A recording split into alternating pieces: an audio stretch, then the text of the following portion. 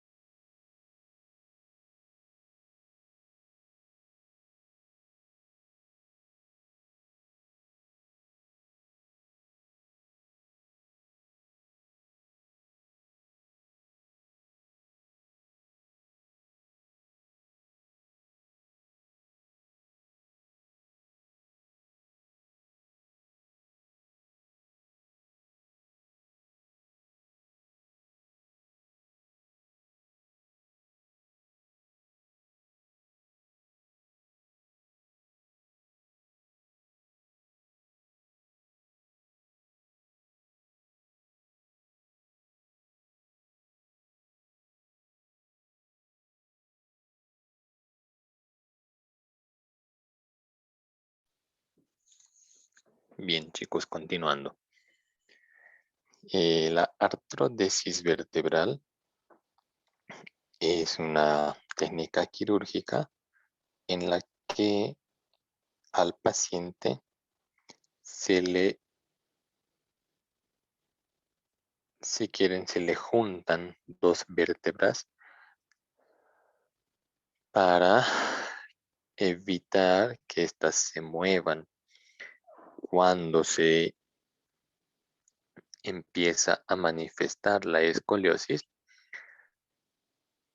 una de las vértebras empieza a lo que nosotros conocemos como cifo-rotar, empieza a girar en su lugar y se queda en esa posición. Y esa vértebra es la que empieza a deformar a la columna y ahí empieza el proceso de la escoliosis. Entonces, como dice en la diapositiva, se toma como un tratamiento correctivo de manera ortopédica o cuando los tratamientos ortopédicos, el uso del corsé, del yeso, no han funcionado. Entonces se decide hacer la artrodesis, juntar estas vértebras para que ya no se vayan a mover y se queden en posición recta y eviten la deformación de la columna. En los niños, en etapas adolescentes, a las mujeres se las realiza a los 13 años y en los niños a partir de los 15 años.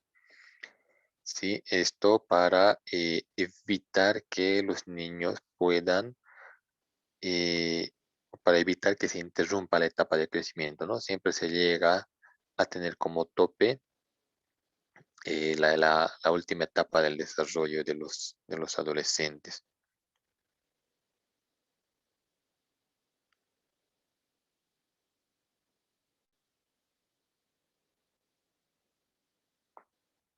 Sí, este tratamiento de todas formas igual va a conllevar a tener diferentes alteraciones después de la cirugía por la presencia de las famosas adherencias alrededor de la cicatriz. Y de hecho que este paciente también va a necesitar de hacer fisioterapia para poder rehabilitar el movimiento normal de estas dos articulaciones, aunque vayan a funcionar de manera única, van a funcionar al unísono. La cicatriz que va a presentar, al presentar retracciones, va a evitar el movimiento normal de esta artrodesis. Entonces tenemos que rehabilitar también esa artrodesis, ¿sí? ¿Se entiende?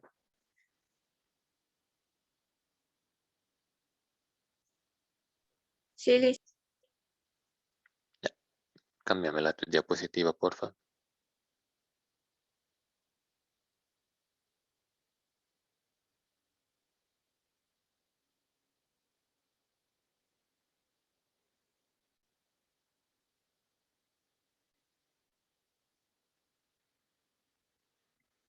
Bien.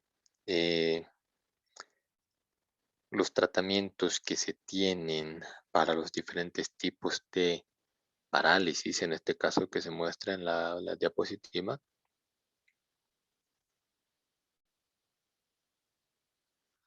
van a depender de cuán afectadas esté la parte de la sensibilidad del paciente o de qué tipo de parálisis vaya a sufrir el paciente. Si el paciente va a sufrir parálisis de los músculos erectores de la espalda o los de los músculos que mantienen recta la espalda, entonces el tratamiento va a requerir que estos músculos sean trabajados para evitar las descompensaciones musculares.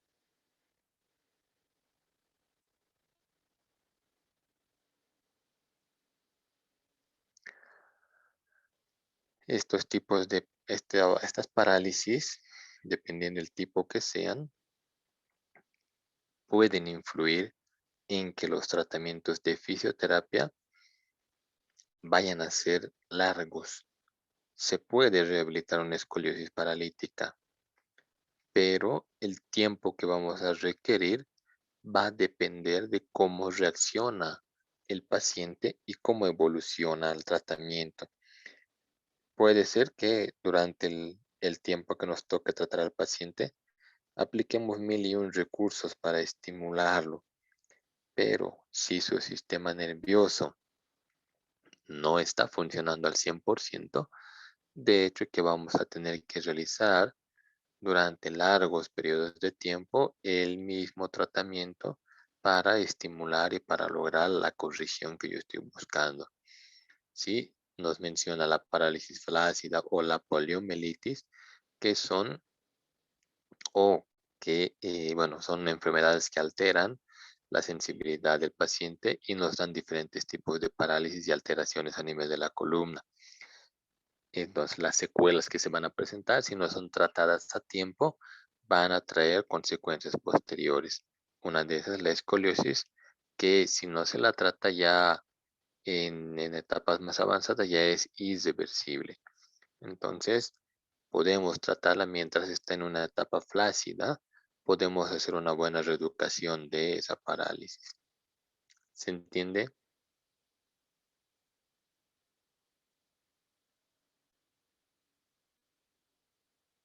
Sí, licenciado. Entonces, como usted está diciendo, se lo puede tratar a manera de un corsé. Como les dije, el corsé no va a ser definitivo. El corsé te va a ayudar a mantener la posición, pero no te da ningún estímulo. Tú como fisioterapeuta tienes que aplicar estímulos sobre los músculos, hacerle ejercicios para que esos músculos que están paralizados vayan retomando la fuerza muscular que les falta.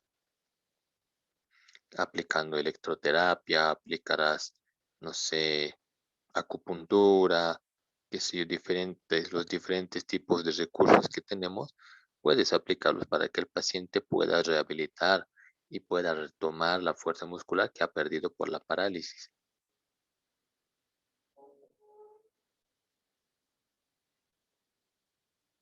Sí, licenciado, ahora le entendí. Ya, pásame la diapositiva, por favor.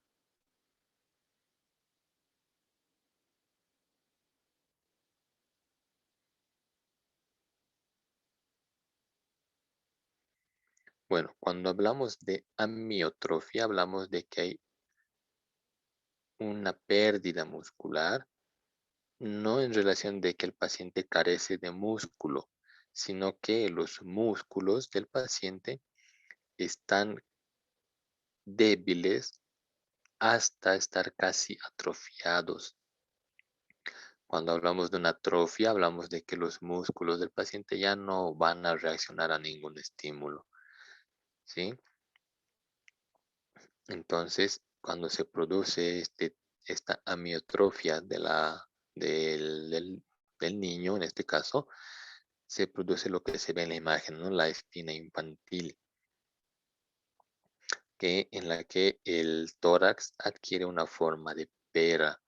Entonces, ese tipo de escoliosis podemos también rehabilitarla siempre y cuando apliquemos el tratamiento adecuado. No tenemos que tener miedo como profesionales de las secuelas que vayamos a ver. Todo tiene solución, ¿sí? Todo se puede rehabilitar. Solo requiere que hagamos nuestro máximo esfuerzo para rehabilitar al paciente. No importa el tipo de secuela que tenga, el tipo de parálisis que tenga el paciente, se puede rehabilitar. Nuestro factor importante es el tiempo. El grado de parálisis que vaya a tener de acuerdo al tipo de enfermedad va a requerir diferente tiempo y diferente técnica para la rehabilitación. No importa si tardo 10 o 15 años en rehabilitar esa escoliosis, pero la tengo que rehabilitar. En pacientes con ACV, generalmente adultos mayores, el tratamiento para que ellos puedan caminar de manera normal puede durar hasta 5 años. Lo mismo nos puede pasar con los niños que tienen estas parálisis que producen escoliosis. 5 años, 10 años, 15 años, toda una vida puede ser que el paciente esté con el tratamiento para rehabilitar su escoliosis. Si va a estar en etapas de crecimiento, nos va a favorecer porque los músculos van a ir adecuándose a las diferentes etapas del paciente y gracias a ese crecimiento vamos a poder rehabilitar la parálisis.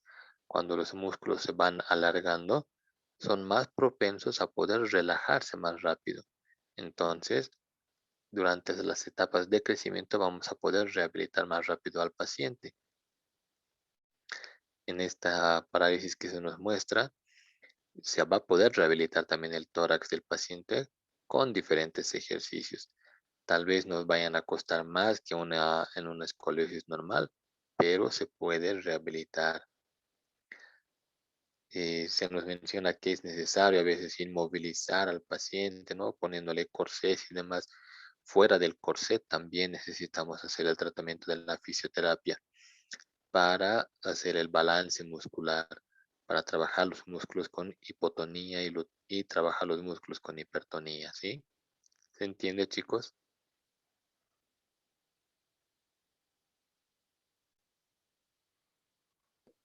Sí, licenciado.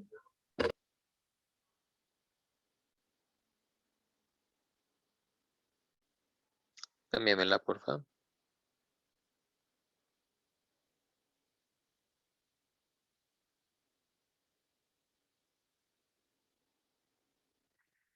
Bien, Licenciado, una consulta. La anterior diapositiva afecta a los músculos, sobre todo al diafragma, eso.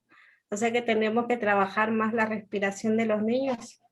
Su exacto, deglución, su claro, deglución todo igual va a afecta. estar afectada, va a estar afectada. El hecho de tener esa forma del tórax impera hace que el diafragma trabaje de diferente forma, porque no va a estar en su posición normal. El estómago no va a estar en su posición normal. Los intestinos no van a estar en su posición normal. El páncreas no va a estar en su posición normal. Todos los órganos van a estar modificados. Y entonces vamos a tener que trabajar también con la parte de los órganos para poder rehabilitar a ese paciente. Allá, licenciado. La distrofia muscular, como mencioné, es una escoliosis de progresión rápida, ¿sí? Se manifiesta rápido. Entonces, en este tipo de distrofias es necesario hacer el tratamiento adecuado o el tratamiento precoz, o si está iniciando este tipo de escoliosis, el tratamiento ortopédico con el corsé nos va a ayudar a evitar la progresión de la enfermedad, va a evitar que esta escoliosis se agrave de manera rápida. Como nos menciona,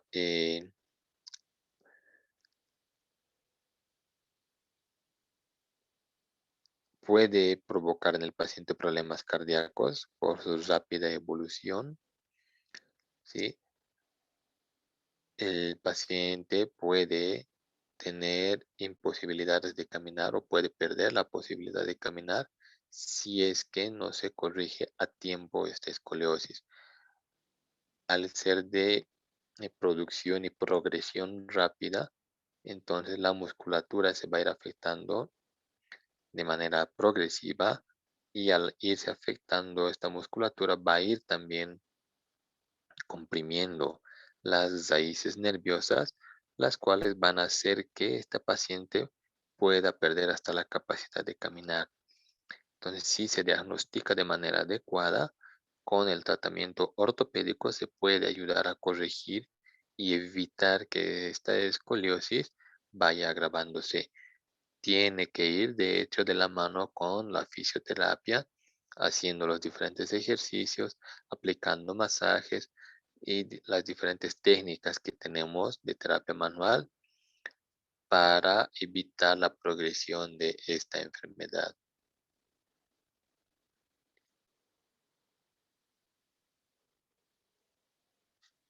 ¿Se entiende?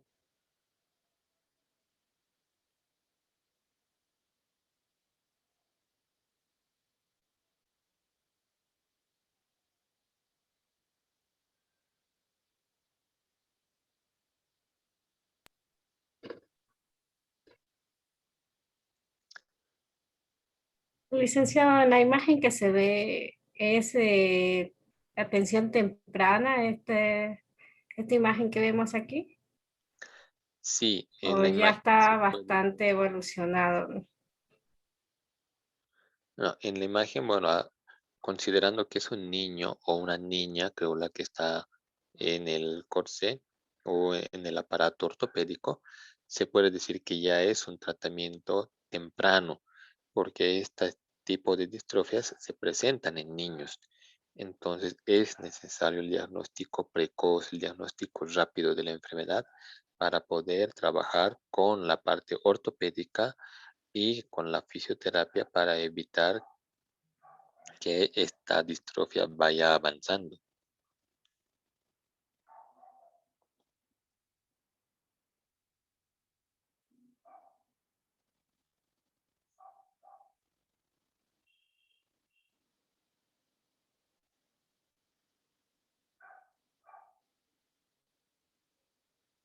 ¿Alguna otra pregunta más?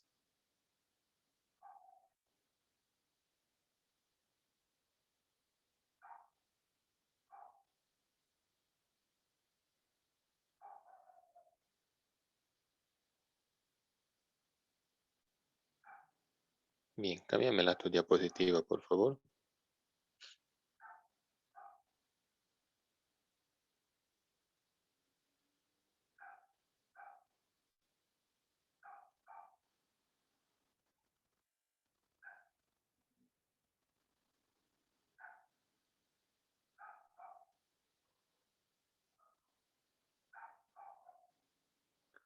Bien, los niños flácidos, ¿no? Háblalo, es, bueno, una consecuencia o una secuela de lo que son las miopatías o las debilidades musculares de orígenes idiopáticos o que no se sabe de dónde vienen, de dónde se originan, ¿no? Entonces puede haber que haya niños que nazcan con debilidad muscular de cierta parte de la columna, como se ve en la imagen. El- la debilidad de este niño se presenta en el lado izquierdo porque hay una hipertonía en el lado derecho, ¿no? La columna está desviada hacia el lado derecho. Entonces la debilidad viene hacia el lado izquierdo. Entonces, igual que en el anterior caso, es necesario hacer el diagnóstico temprano y rápido para poder aplicar también el tratamiento. Sí, se nos menciona que hay que tener en cuenta la afección respiratoria en estos pacientes, de la cual tenemos que desconfiar si el paciente empieza a tener problemas respiratorios. Entonces, si el niño presenta algún problema para respirar, tengo que sospechar de alguna afección, de alguna parálisis del paciente en alguna parte de la musculatura de la columna. ¿Sí? Porque esto me va a traer después estas secuelas de que el niño pueda presentar una escoliosis o una desviación de la columna.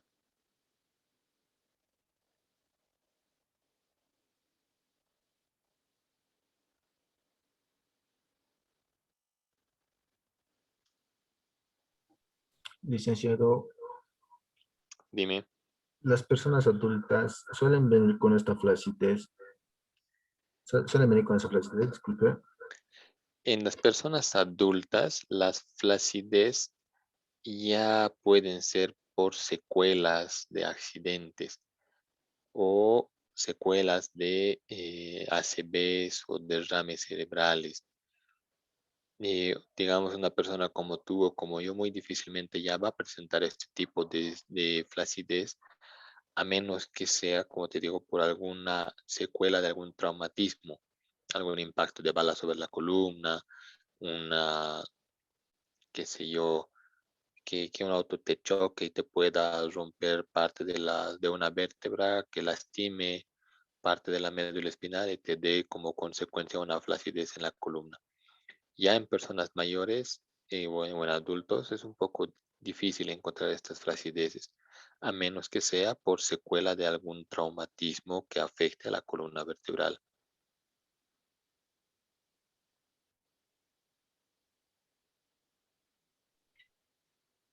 En contexto general, dicen entonces, la escoliosis en personas adultas solamente se debería trabajar el dolor No, o en personas adultas también hay que trabajar la parte muscular, siempre y cuando no esté osificada la columna, ¿sí? Y eso lo vas a corroborar con una radiografía, viendo en qué estado está la columna vertebral. Si no hay osificación de las vértebras, puedes trabajar la reducción de toda la escoliosis. Pero si ya hay osificación de vértebras, eso ya es un poco difícil que puedas trabajar. En esas personas sí solamente vas a tener que hacer un tratamiento paliativo para eliminar el dolor.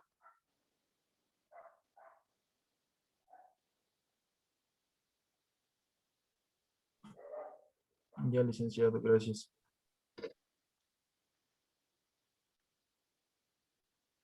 ¿Hasta aquí alguna duda sobre los tratamientos que se aplican en los diferentes tipos de escoliosis?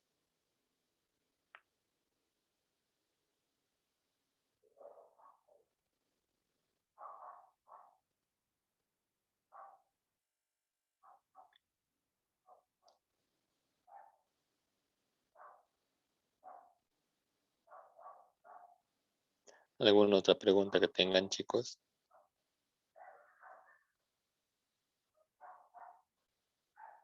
Creo que ninguna. Cámbiame de diapositiva, por favor.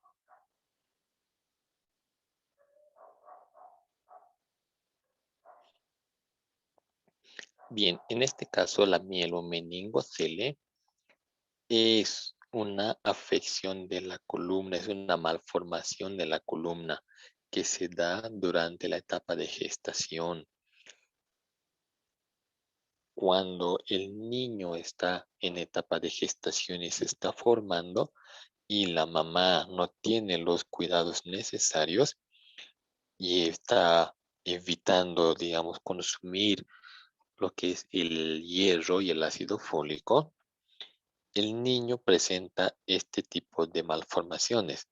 La mielomeningocele es la falta de el cierre de la parte inferior de la columna cuando el bebé está en formación.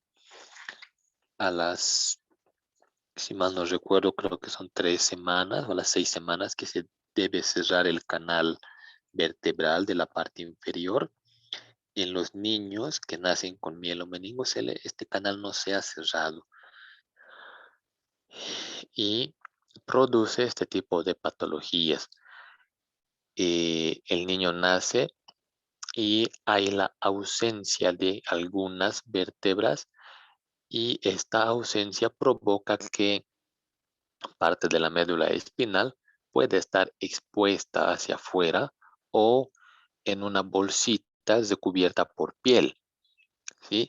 Y esto va a provocar diferentes secuelas por la ausencia de las vértebras, va a provocar a nivel muscular alteraciones de la musculatura donde no va a haber estas vértebras o si ahí las vértebras están incompletas. Entonces, el tratamiento es netamente quirúrgico para poder subsanar estas vértebras, reinsertar la médula espinal a su posición normal, evitar que se pierda líquido cefalorraquídeo y, no sé, eh, reconstruir tal vez las vértebras que faltan para que este niño no presente más adelante secuelas por aplastamientos vertebrales.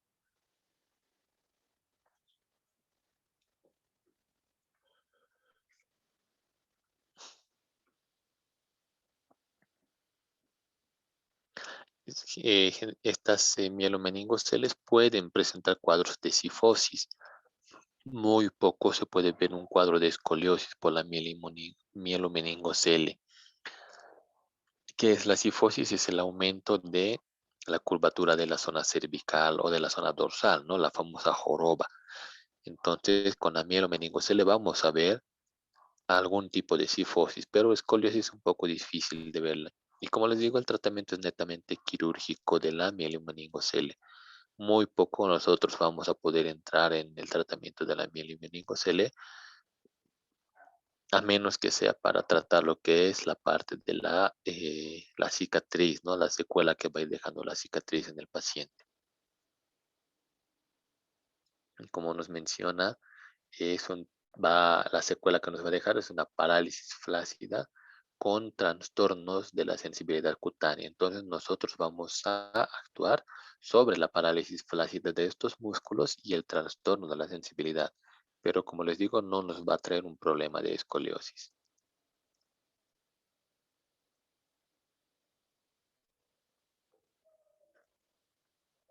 Si se fijan en la imagen, en la figura A es el paciente con la mielomeningocele con la ausencia de algunas vértebras. Y en la imagen B es cuando ya se ha hecho la cirugía, donde se menciona que ha tenido que hacerse una artrodesis, han tenido que juntarse varias vértebras para poder subsanar esa columna vertebral. ¿Alguna pregunta, chicos?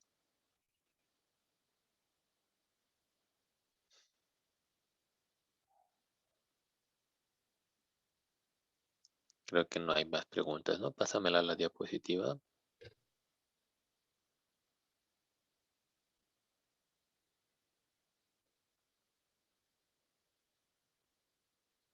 Bueno, de igual forma, nos menciona las parálisis flácidas con afecciones de la sensibilidad profunda. Cuando tengamos afección de la sensibilidad profunda, vamos a tener que trabajar con músculos que a estos músculos el masaje les va a parecer agresivo, ¿sí? Entonces vamos a tener que hacer otro tipo de tratamiento. Pero de igual forma tiene su solución estas parálisis.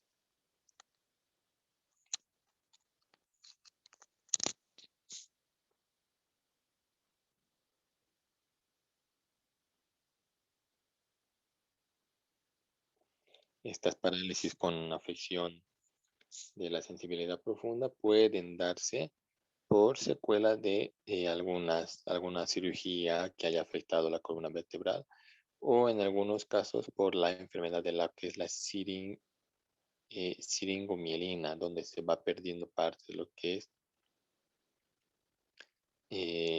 alteración a nivel de la mielina en lo que es el sistema nervioso central. Y en estos hay una pérdida de lo que es la parte de la mielina y al perder esta mielina se van produciendo los trastornos en la sensibilidad, o perdón, se van dando estos trastornos de la sensibilidad profunda. Entonces nosotros vamos a ir actuando con, con este tipo de pacientes también de manera progresiva, ¿sí? Pásamela a la diapositiva, por favor.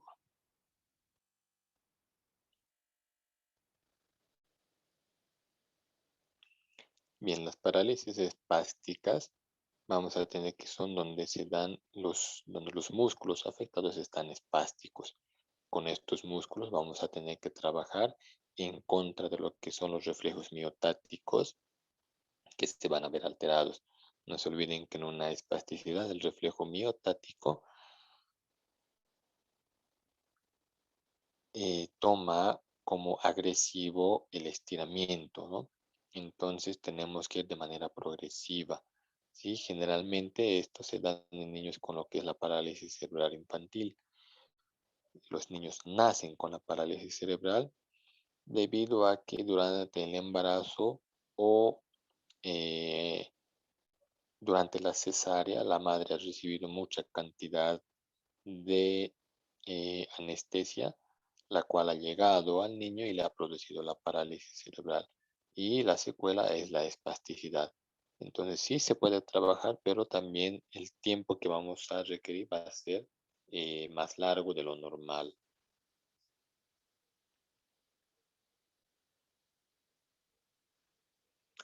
Cámbiame la diapositiva.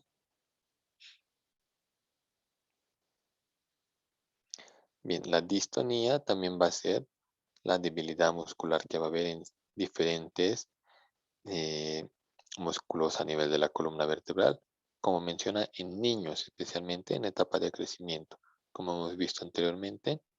Entonces, esta distonía va a hacer que gran parte de los músculos que están con su tono normal vayan traccionando los músculos que no están trabajando bien y se vaya a producir esta escoliosis. Se puede hacer el tratamiento correctivo estimulando los músculos que están distónicos para fortalecerlos y ir corrigiendo lo que es la escoliosis que presentan los niños.